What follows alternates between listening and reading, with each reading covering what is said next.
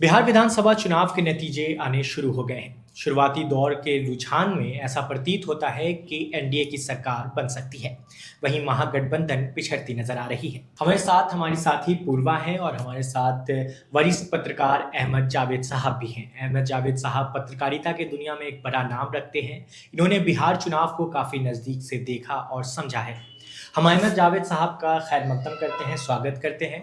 हम अहमद जावेद साहब से जानने की कोशिश करेंगे कि जिस तरीके के कयास लगाए जा रहे थे नतीजों से पहले कि जो कई सीट्स ऐसी हैं, बहुचर्चित सीट्स थी, जैसे राघोपुर की सीट्स कह लें या महुआ की सीट्स कह लें या अलीनगर की, उसमें कयास ऐसे लगाए जा रहे थे कि महागठबंधन को या दूसरी पार्टियों को जीत मिलती दिखाई देती थी।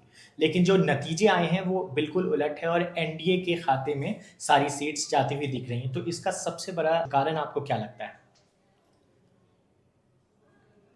सबसे पहले तो जो अब इसमें ये महसूस होता था बज़ाहिर कि ये कोई हवा चल रही है। तो मैंने पहले भी कहा बात गुफ्तगू में और कई दूसरे प्लेटफार्म पर भी कि कोई हवा किसी के ख़िलाफ़ नहीं थी। ज़मीन पर मैंने 2 सफ़र किए थे सितंबर में, अक्टूबर में। तो वहाँ किसी को हराना है या किसी को जिताना है, ऐसी कोई बहुत हवा नहीं चल रही थी। हाँ, एक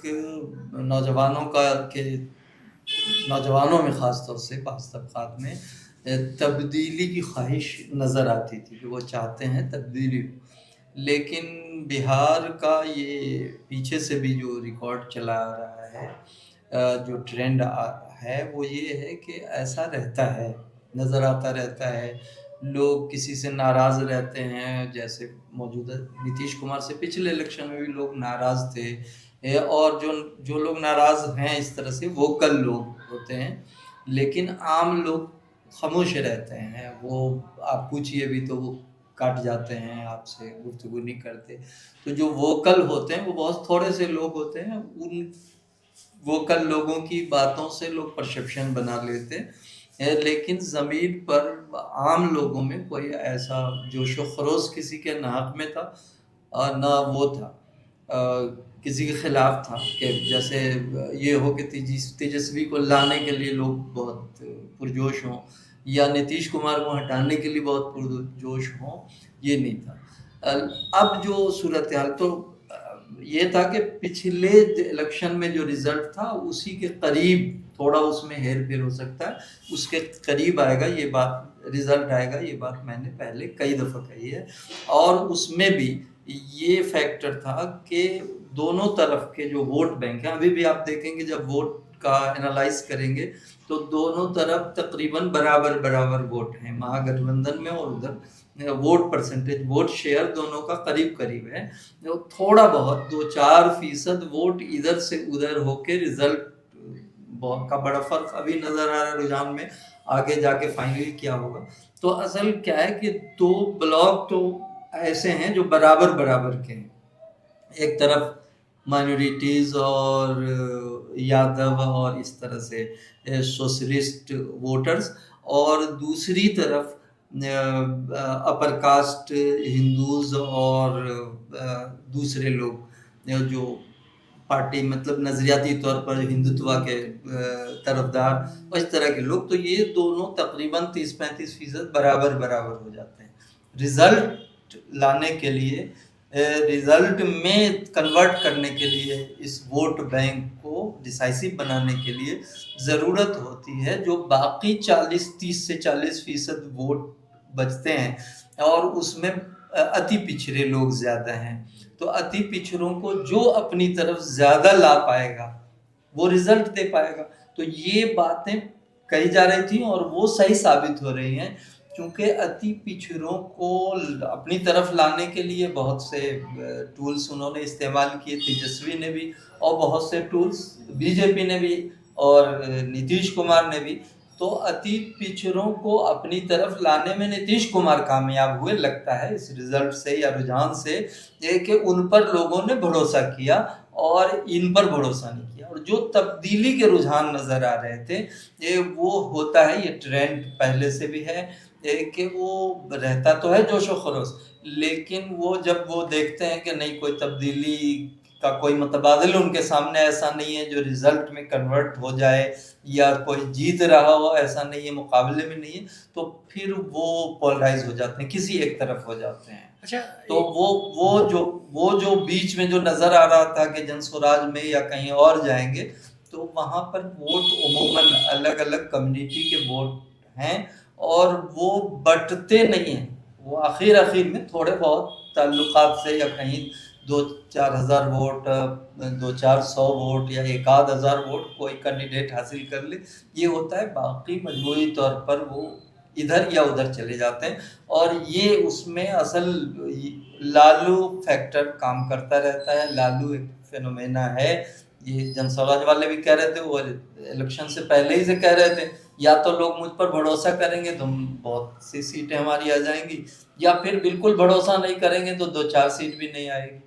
तो वही रिजल्ट और वही रुझान नजर आ रहा है। 2-3 चुनाव पीछे जाते हैं, जब राजद की सरकार हुआ करती थी, और तो पहले कहा जाता था कि आरजेडी के पास एमवाई समीकरण है, जो बहुत ही पावरफुल समीकरण है। अगर वो एमवाई समीकरण इनके साथ जब तक रहेगा तब तक आरजेडी को कोई हरा नहीं सकता है।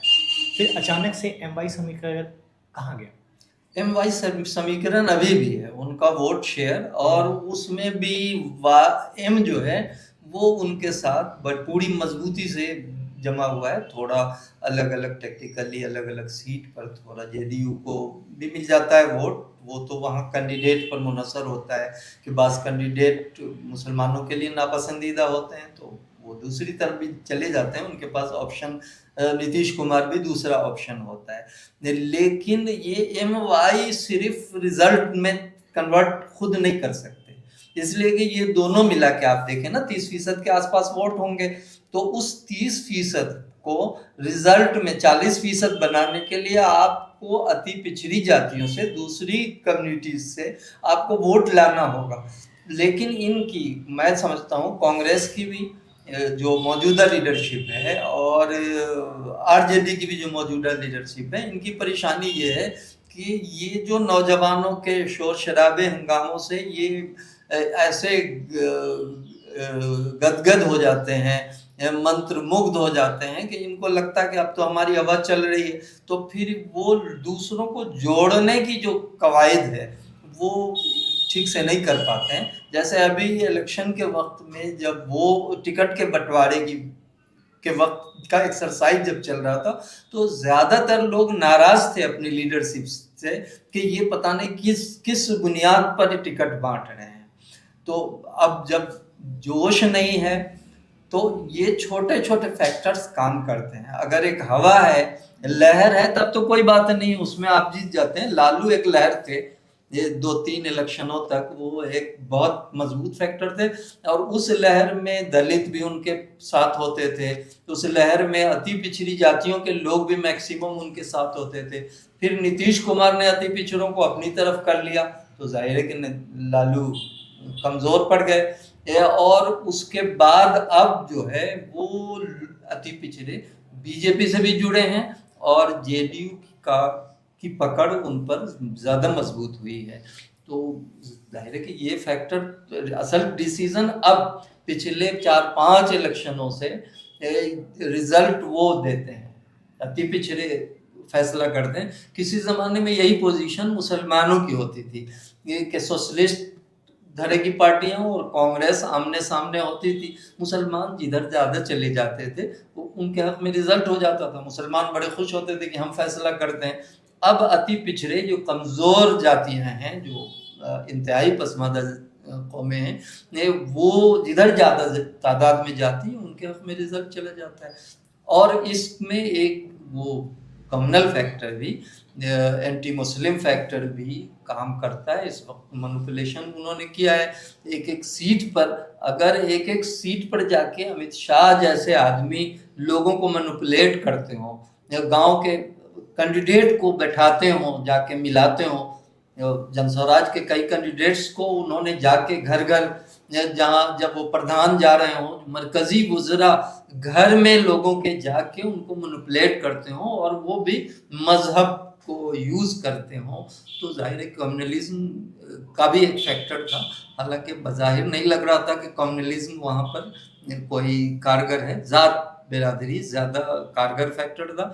तो ज़ात बिरादरी का भी मैनिपुलेशन उन्होंने ज़्यादा किया है इनके मुकाबले में। उन्होंने कैंडिडेट्स उस कॉम्बिनेशन के हिसाब से उन्होंने खड़ा किए जो जात समीकरण पर, जाति वोट समीकरण पर असरअंदाज हो सकें। खुद भी जा करके लोगों को मिलाया। उनके पास एक दो नहीं कई किस्म के संगठन हैं। आरएसएस वाले भी उनके लिए काम करते हैं और दूसरे संगठन हैं। इसके मुकाबले में दूसरी तरफ कांग्रेस के पास कोई मजबूत संगठन नहीं है। कांग्रेस की जो झैली तंजीमें होती थी, स्टूडेंट्स की, यूथ की, सेवा दल और इस तरह की, वो सब कहीं दूर दूर तक नजर नहीं आते। ये सारे फैक्टर काम कर रहे थे और काम कर रहे हैं। और तेजस्वी या लालू ताकत भी है और कमजोरी भी है। तो सर मैं इस बारे में बात करना चाहूँगी कि इस बार का जो वोटर टर्नआउट था वो काफ़ी भारी मात्रा में लोगों ने वोट किया, स्पेशली महिलाओं का आंकड़ा बहुत बड़ा था। तो आपको क्या लगता है कि इसके पीछे क्या कारण है कि इतनी महिलाएं वोट करने गई और किन मुद्दों पे महिलाओं ने वोट किया?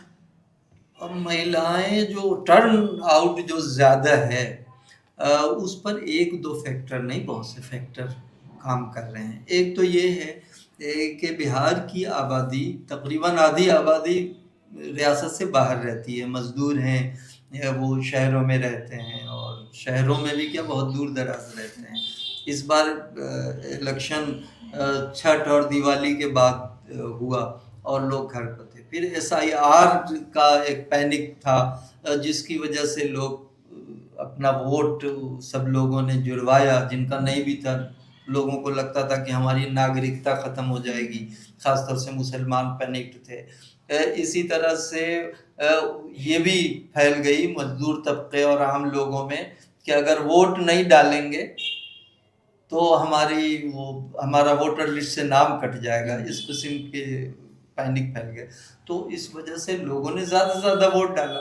फिर ये है कि औरतें बड़ी तादाद में, वो जो आप देख रहे हैं इंसेंटिव, पूरा देश और इस देश की राजनीति पिछले 100 साल से 75 साल से तो आज़ादी के बाद से भी ये जो इंसेंटिव है, ये इंसेंटिविज्म जो है पॉलिटिक्स में ये बहुत बड़ा फैक्टर है। हर आदमी कोई फ्रीबीज के लिए वोट डालता है। तो नीतीश कुमार ने लगातार ये सब किए हैं, स्कीम्स दिए। हर लड़की को इलेक्शन से मतलब एजुकेशन के लिए पैसे दिए। उन्होंने साइकिल के लिए लड़कियों को पैसे दिए।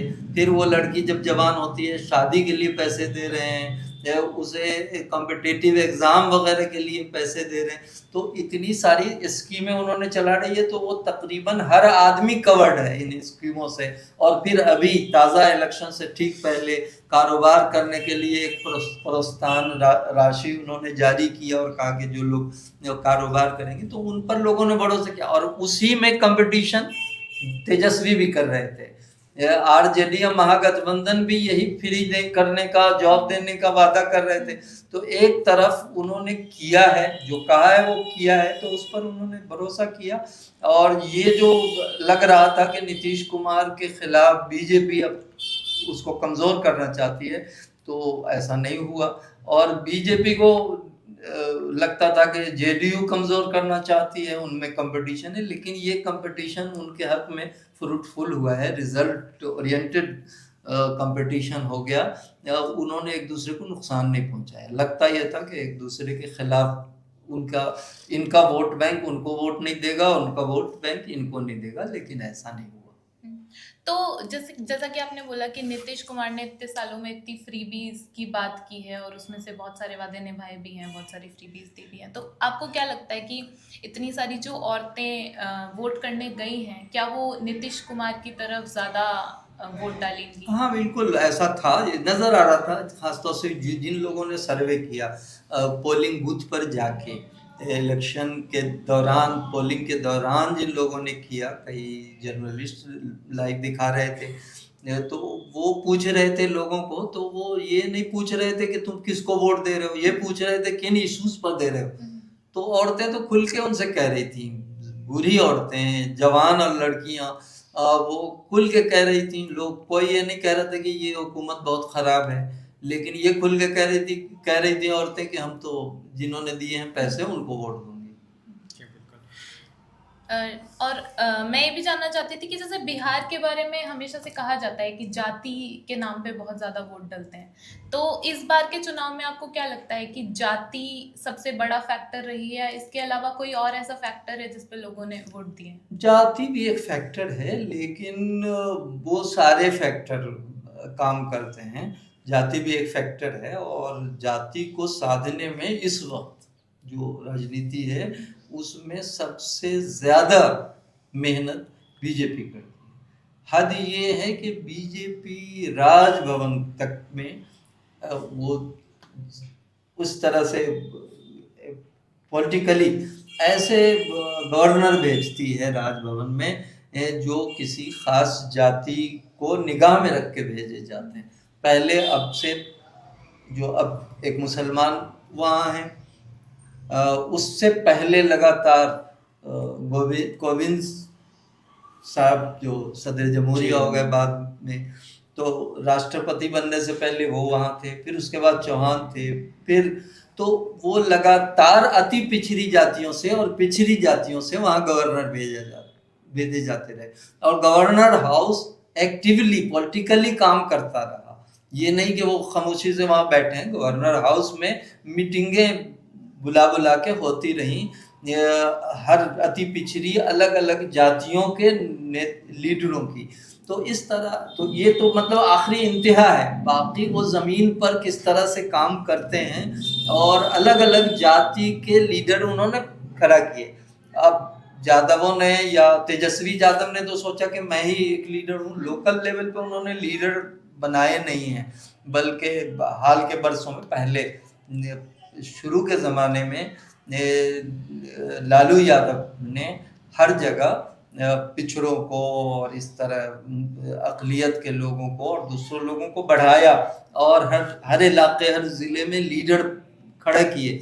लेकिन बाद के दिनों में धीरे धीरे जहाँ देखिए कोई यादव सदर है, एक ही कम्युनिटी के लोग हैं, तो दूसरी कम्युनिटी को जोड़ने की जैसी कोशिश, दूसरी जातियों को साधने की जैसी कोशिश बीजेपी कर रही है, या जैसी कोशिश जेडीयू वाले भी कर रहे हैं। जेडीयू वाले हालांकि वैसे ही नहीं, वो वैसे ही हैं जैसे आरजेडी के लीडर्स हैं, वैसे ही जेडीयू के हैं। ये बैकवर्ड कम्युनिटी की राजनीति करते हैं, दोनों एक जैसे हैं। तो ये दोनों तो तकरीबन एक तरह से वोट अपना बांटते हैं, लेकिन अति पिछड़ों की तरफ उनका रुझान ज़्यादा है, और तनहा नीतीश कुमार उस मामले में, अति पिछड़ों को साथ लाने के मामले में वो भारी पड़ते हैं, और इसी वजह से बीजेपी भी उनको बर्दाश्त करती है।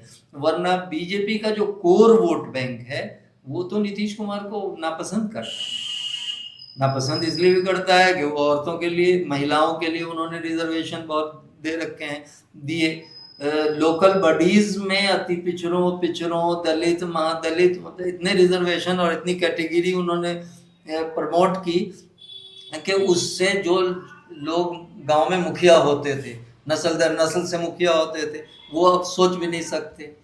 रिजर्वेशन के अफेक्टेड हैं वो, तो वो अंदर से तो बहुत जले कुढ़े रहते हैं नीतीश कुमार से, लेकिन लामोहल्ला वो लालू की तरफ नहीं जाएंगे। वो मैंने बताया कि वो 2 ब्लॉक बन गया है, वो टूट नहीं पा रहा है। इस बार जन स्वराज ने और दूसरे लोगों ने उसको तोड़ने की कोशिश की, लेकिन वो आखिर तक फिर वो अपने अपने खोल में लौट गए। जावेद साहब, आपने बातचीत की शुरुआत में कहा था कि इस मर्तबा जैसे महागठबंधन को लग रहा था कि हो सकता है कि उनकी हवा चल रही है, लेकिन इस मर्तबा चुनाव में कोई ख़ास हवा किसी की तरफ दिखे नहीं, कोई रुझान ऐसा दिखा नहीं। लेकिन अगर जब रुझानों पे और नतीजों पर नज़र डालें तो कई सारी ऐसी सीट्स हैं जहाँ पे आरजेडी का गढ़ माना जाता था, या महागठबंधन का अच्छे खासा पकड़ था वहाँ पे। जैसे अभी फॉर एग्जांपल अगर देख लें तो राघोपुर सीट, जो तेजस्वी यादव खुद वहाँ के कैंडिडेट हैं, और वो खुद एक सीएम कैंडिडेट भी हैं राजद की तरफ से, महागठबंधन की तरफ से, वो भी पीछे चल रहे हैं। इसके अलावा और भी कई सारी सीट्स हैं जहाँ पर बीजेपी या एनडीए की जो है पकड़ अच्छी मजबूत देखी जा रही है, तो इसका क्या कारण है? ये यही रिजल्ट पिछली दफ़ा भी था तकरीबन। राघोपुर वाला तो ज़ाहिर है कि गैर मुतवक्का है कि एक सीएम का चेहरा जो हो और वो पिछड़ रहा हो या इतना सख्त मुकाबला हो रहा हो कि जो और वो भी राघोपुर जैसी जगह में जहाँ उनकी बिरादरी का वोट बहुत है। तो लेकिन ये गैर मुतवक्का नहीं है और ये किसी लहर से नहीं है, ये किसी लहर का संकेत नहीं है।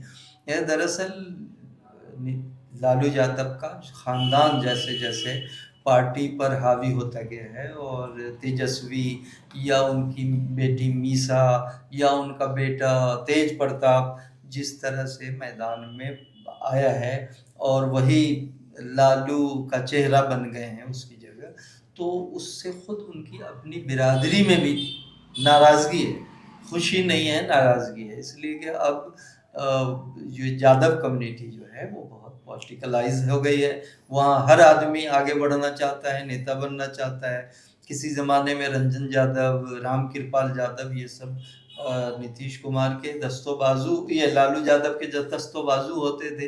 ये खुद नीतीश कुमार ने उनको वज़ीर आला बनवाने में बहुत, शरद यादव और नीतीश कुमार ने वज़ीर आला बनवाने में बहुत कलीदी किरदार अदा किया था। लेकिन जैसे जैसे वो फैमिली के गिर्द पार्टी सुकड़ती गई वैसे वैसे उनका अपना जनाधार भी सुकड़ा है। और उसका संकेत है, खासतौर से राघोपुर इसका संकेत है कि उनका अपना जनाधार भी सुकड़ा है। उनकी अपनी बिरादरी के लोग भी बीजेपी में चले गए। रामकृपाल यादव बीजेपी में है और दूसरी जगह पर भी तो बीजेपी तो उनको अकोमोडेट करती है, अलग अलग पार्टी के लोगों को ये नहीं करते हैं। इन्होंने देखा कि अब हवा बन गई तो वो टिकट के बंटवारे में भी इन्होंने उतनी होशमंदी से और उससे काम नहीं लिया।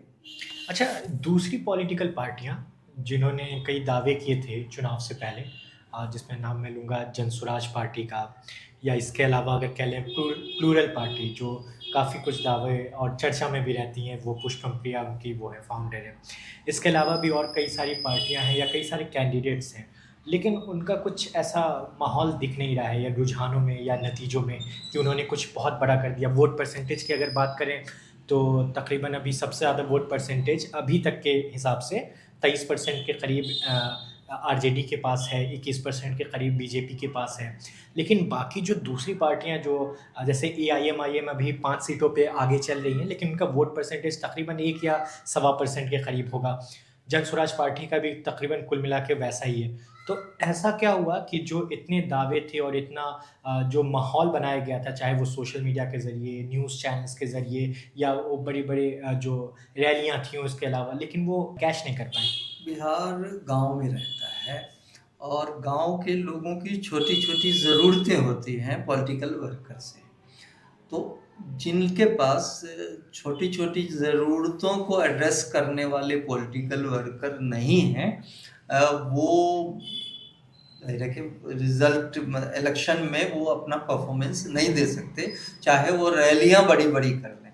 ये जो थोड़े से पढ़े लिखे लोग होते हैं वो नौजवानों को मोबिलाइज कर लेते हैं, लेकिन जो लोग दिन रात यही करते हैं, किसी का राशन कार्ड बनवा रहे हैं, किसी का वोट जुड़वा रहे हैं और गांव में सड़कें बनवा रहे हैं, नल का काम है उनके पास, तो ये इन चीज़ों में जो लोग, जो मुखिया है और ऐसे लोग जिनके पास ज़्यादा से ज़्यादा लोग, पॉलिटिकल वर्कर जिनके पास ज़्यादा होता है, वो इलेक्शन में भी रिजल्ट दे पाते हैं। लेकिन इसमें भी एक फैक्टर और एक ट्रेंड बिहार का ये जहन में रखना चाहिए कि आम तौर से पूरी हिस्ट्री है कि लोग बंटते नहीं हैं, वो लामोहल्ला जिधर ज़्यादा लोग होते हैं तो बाकी लोग भी उधर चले जाते हैं। तो जो आमने सामने की लड़ाई होती आई है, आप माजी में भी देखेंगे जितने भी इलेक्शन हुए, आमने सामने की लड़ाई होती आ रही है। पहले मुसलमान जिधर चले जाते थे उधर रिजल्ट चला जाता था, उधर का पलड़ा भारी हो जाता था, और अब जिधर अति पिछड़ी जातियाँ जो दर्जनों अलग अलग कास्ट हैं, उनकी तादाद जिधर ज़्यादा जाएगी उनकी तरफ रिजल्ट हो जाएगा। अब वो एक सहनी को जो लोग बताते हैं ना 1 या 2% के दरमियान उनकी तादाद है, उनको साथ ले आने के बाद ये सोच लेना कि अब तो हमारा रिजल्ट चेंज हो गया, हमारा वजन भारी हो गया, ये सोच के बाकी जातियों को छोड़ देना, या बाकी जातियों में भी मैंने बताया कि वो जैसे तत्वा वगैरह के बारे में कह रहे थे कि नीतीश कुमार ये तेजस्वी अपनी तरफ ले आए हैं, आरजेडी में वो लोग आ गए हैं, हालांकि ऐसा नहीं था। तो वो जेडीयू के साथ बहुत मजबूती से डटे हुए हैं और बहुत मजबूती से जुड़े हुए हैं, उनके कम्युनिटी के लीडर हैं, हर इलाके में छोटे छोटे लीडर हैं। 1-2 लोगों का मैं